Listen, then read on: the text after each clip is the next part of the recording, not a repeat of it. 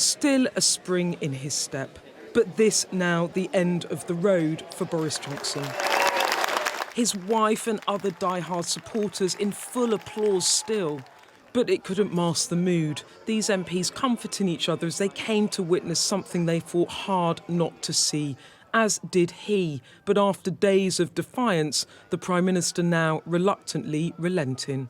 It is clearly now the will of the Parliamentary Conservative Party that there should be a new leader of that party and therefore a new Prime Minister. And I've agreed with Sir Graham Brady, the chairman of our backbench MPs, that the process of choosing that new leader should begin now. Accepting new leadership now necessary, but first a pointed reminder of what this leader achieved. Thank you for that incredible mandate, the biggest Conservative majority since 1987, the biggest share of the vote since 1979. And making it very clear to the public that he neither wanted nor in his mind deserved to go. In the last few days, I've tried to persuade my colleagues that it would be eccentric to change governments when we're delivering so much. I regret not to have been successful in those arguments, and of course it's painful not to be able to see through so many ideas and projects myself. But as we've seen at Westminster, the herd instinct is powerful. When the herd moves, it moves. And my friends, in politics, no one is remotely indispensable. Acknowledging then he couldn't carry on, but Mr Johnson true to himself until the very end. No remorse and no mention even that this was a resignation. What he did offer up was regret. I know that there will be many people who are relieved and perhaps quite a few who will also be disappointed. And I want you to know how sad I am to be giving up the best job in the world. But them's the breaks. Even if things can sometimes seem dark now, our future together is golden. Thank you all very much. Thank you. And with that, the Johnson era drew to a close, turning his back on a bruising period. Outside the Downing Street gates, chants of liar and a sense of fury. But it was dissent on the inside that caused his downfall. An avalanche of resignation letters triggered by previously loyal MPs. Even the new Chancellor Nadhim Zahawi not resigning, but urging Boris Johnson to go. From the very top to the bottom, staunch allies calling time. Can you make big decisions over the next 2-3 months? But the business of running the country goes on, the Prime Minister appointing a new cabinet. Yet even those in post wondering what comes next. But clear of one thing, policy decisions are now out of the Prime Minister's hands. Here's the thing, this is a caretaker government. It's not the business of this Prime Minister to start announcing new policies or taking government into a different direction. It's his business to manage a transition in an orderly way and through that process actually redeem some of the ground that he clearly lost yesterday when he stubbornly refused to resign. So he's an administrator rather than a leader at this point? Well, I think he has to be.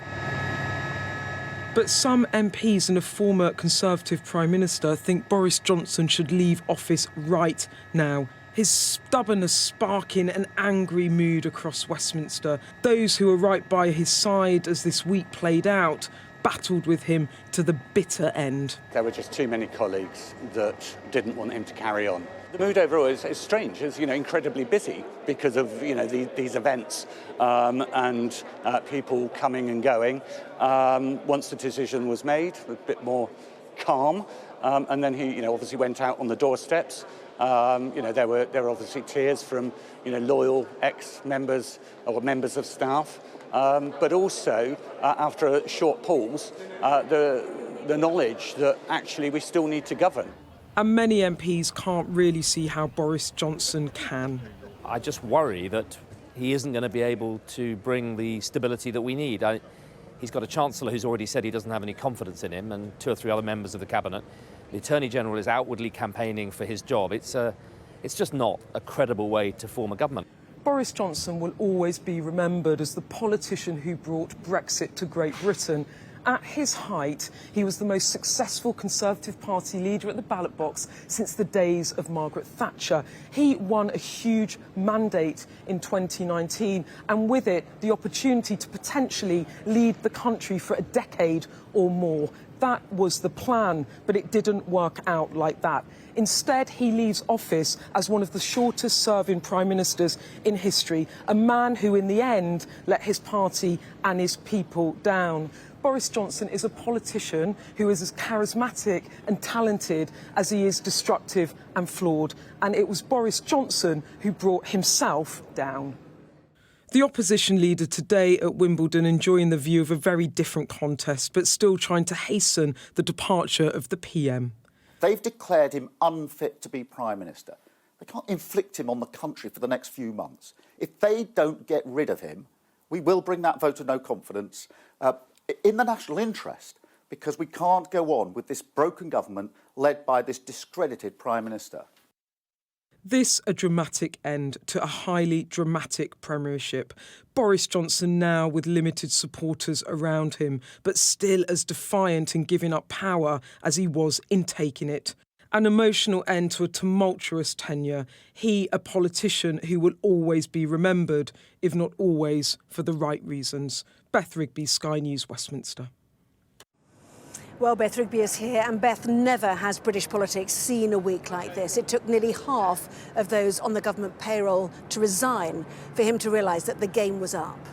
Yes, that's right, Anna. Look, I've been in this business for over a decade now, and I've never experienced quite what has just happened in the past 48 hours. It's actually quite mind-boggling to see the spectacle of Boris Johnson clinging on and that brutal end battle when, in the end, as you said, 59 government ministers, nearly half of the payroll having to walk out before he finally accepted that the game was up. What does it tell us about him? Well, it tells us that he is a politician who has always defied convention, that always believed he could defy political gravity. If you look at his career, he was the man that won London not once but twice as a Conservative, a Labour city. He was the guy that people would have thought was maybe pro-European but turned into the cheerleader of the Brexiteers. He was the man that won the biggest majority of a Conservative Prime Minister since Margaret Thatcher, an 80-seat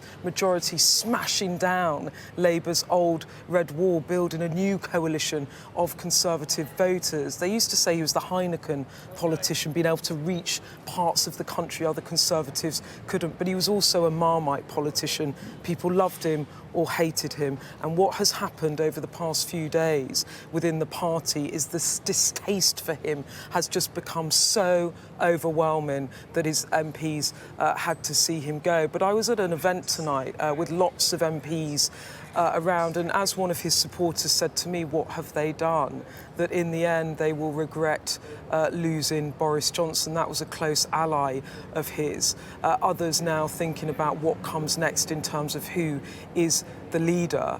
But this was a politician who had it all in his hands. He had the power to reshape the country. He had it in his gift, as I was saying, to potentially win not just another election, but even one after that. And through his own missteps, his own miscalculations, he has brought it all crashing down. And a man that should have been in there at least until the mid-decade is now only got a couple of months left. It's extraordinary.